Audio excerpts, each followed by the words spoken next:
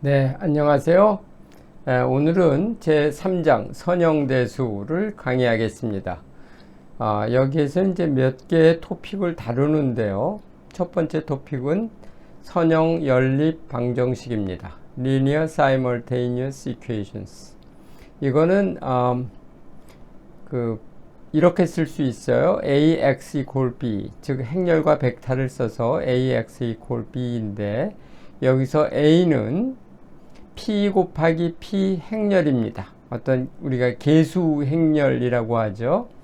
Matrix of Coefficients, 계수 행렬. x는 p개의 미지수를 가진 벡터입니다. 그리고 b는 이제 우변항인데요. 우변항 b는 p개의 상수 벡터입니다. 주어진 어떤 고정된 값의 벡터입니다.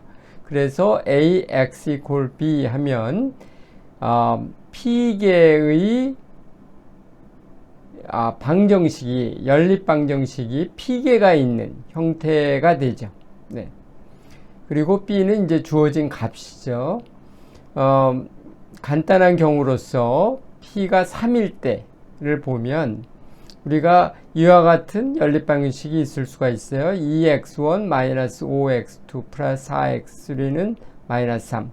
이런 식의 이제 그 방정식이 세 줄에 걸쳐 있는 거죠. 그래서 이것을 아주 콤팩트하게 쓴 것이 바로 ax equal b가 되겠습니다. 이것을 어떻게 풀 수 있느냐? 소위 가우스 소고법을 써서 풀게 되죠.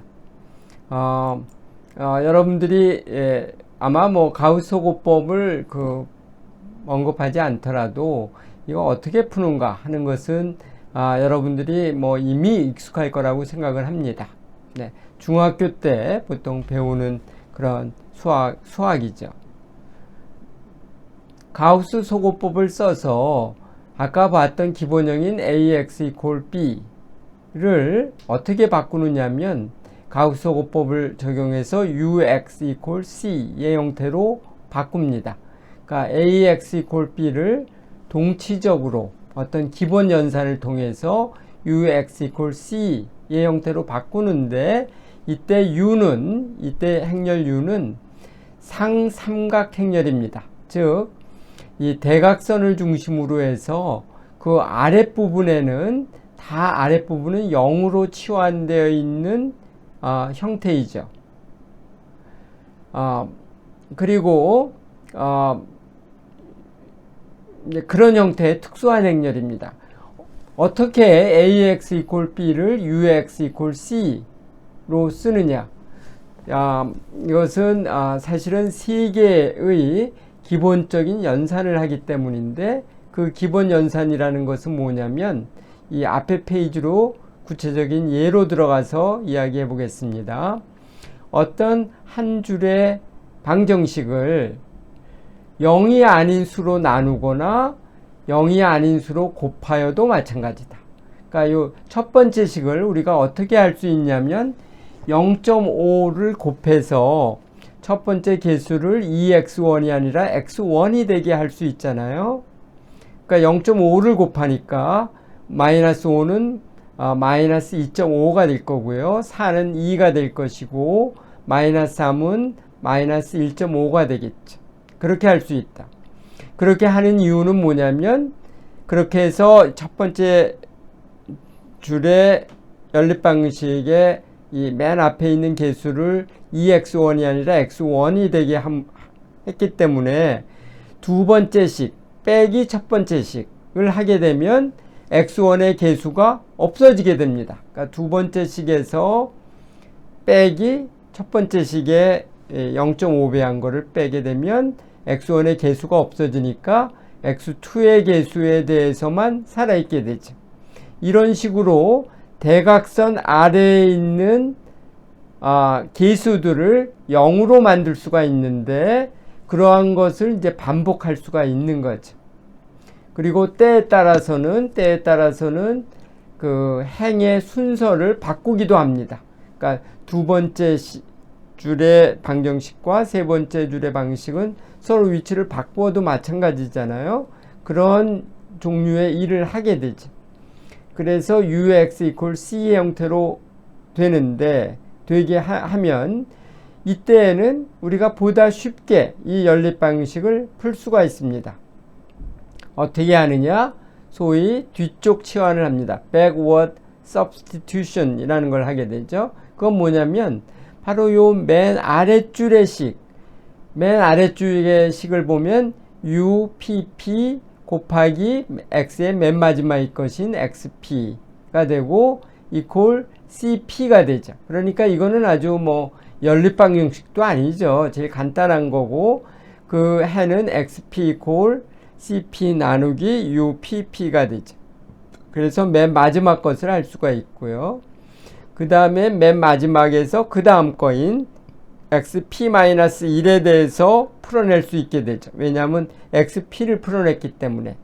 이런 식으로 쭉 나가서 X2를 그 앞에 이미 구한 X3부터 XP로 표현할 수 있고, 맨 마지막에는 X1을 이때까지 구한 X2부터 XP를 써서 구할 수가 있습니다. 그래서 이 뒷부분부터 구하게 되죠. X1부터 XP의 순서로 구하는 것이 아니라 XP에서 X1의 순서대로 구하게 됩니다. 이런 걸 우리가 뒤쪽 치환이라고 이야기를 합니다. 그런데 이 과정에서 문제가 되는 경우가 있습니다. 그건 뭐냐면 이 대각선의 값이 0이 되도록 해서는 안 돼요. 그러니까 대각선상에 있는 그 계수들은 0이 아니도록 해야 되는데 가급적이면 그래서 만약에 푸는 과정에서 어떤 i라는 그 행이 있는데 그 행에서 UII 즉 대각선이죠. 대각선의 그 요소가 0이 아니어야 되게 하는데 만약 0인 것이 나오면 어떻게 하느냐? 그 아랫줄에서 0이 아닌 그러한 것을 찾아서 그 행을 우리가 I 프라임이라고 한다면 그 행과 지금의 행인 행 I를 서로 교환을 하는 겁니다. 그래서 행 I를 행 I 프라임과 교환을 합니다. 만약 어떤 행을 찾더라도 그런 찾는 일을 할 수가 없는 경우에는 이 방정식의 해는 유일하지 않습니다. 그래서 그런 경우에는 해가 없거나 무수하게 많은 경우가 바로 그런 경우에 해당이 되는데요. 그런 이상한 경우가 되는 거죠. 네.